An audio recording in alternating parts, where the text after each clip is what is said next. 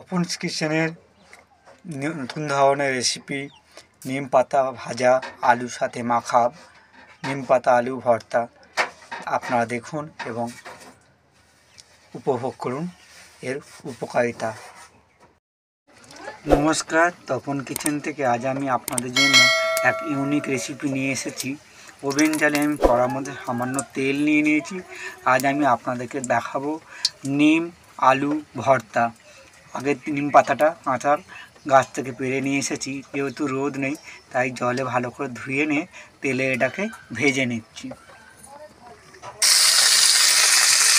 নিম পাতাটা তেলের মধ্যে ভেজে নিচ্ছি। যারা খেতে ভালোবাসেন না, এইভাবে রান্না করলে আবার এক পাত থালা ভাত শেষ হয়ে যাবে। তো আপনারা দেখুন এইভাবে কাঁচা পাতা তেলের মধ্যে ভেজে নেবেন এবং সেদ্ধ আলুর সঙ্গে কীভাবে মেখে খেতে হয় সেটা আপনাদেরকে দেখাচ্ছি। সঙ্গে একটু নুন দিয়ে দিচ্ছি এবং এই তেতো আমাদের শরীরের জন্য ভীষণ উপকারী এবং সবাই খেতে ভালোবাসে এবং যারা খেতে ভালোবাসে না তারাও ভালোবাসবে। দেখুন পাতাটা পুরো ভেজে কালো করে নেওয়া হয়েছে। এবারে সিদ্ধ আলুর সঙ্গে এটাকে মেখে খেতে হবে। কীভাবে মাখবো সেটা আমি আপনাদেরকে দেখাচ্ছি। দেখুন কড়ার মধ্যে আমি সেদ্ধ আলুটা দিয়ে দিয়েছি। এইবারে ভালো করে এটাকে তেলের সঙ্গে ও ভাজা, যেহেতু কড়াটা গরম রয়েছে, আলুটা হচ্ছে এই তেলের সঙ্গে ও নিম পাতার সঙ্গে ভালো করে মেখে নেব। আর সঙ্গে আমি দিয়ে দেবো কাঁচা লঙ্কা। আপনারা যারা শুকনো লঙ্কা খেতে ভালোবাসেন তারা শুকনো লঙ্কা দিয়েও খেতে পারেন, কিন্তু কাঁচা লঙ্কা দিলে ওই ফ্লেভারটা, গন্ধটা খুব সুন্দর।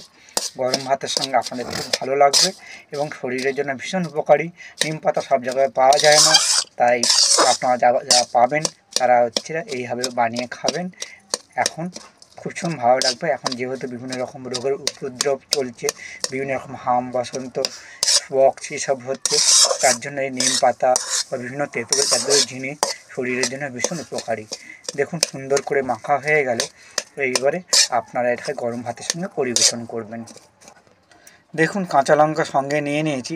এবার এটাকে মাখিয়ে পুরো একটু মাখা তৈরি করব। আপনারা যদি কাঁচা তেল খেতে ভালোবাসেন একটু কাঁচা তেলও মিশিয়ে দিতে পারেন, সর্ষের তেল দিয়ে খাবেন, ভালো লাগবে।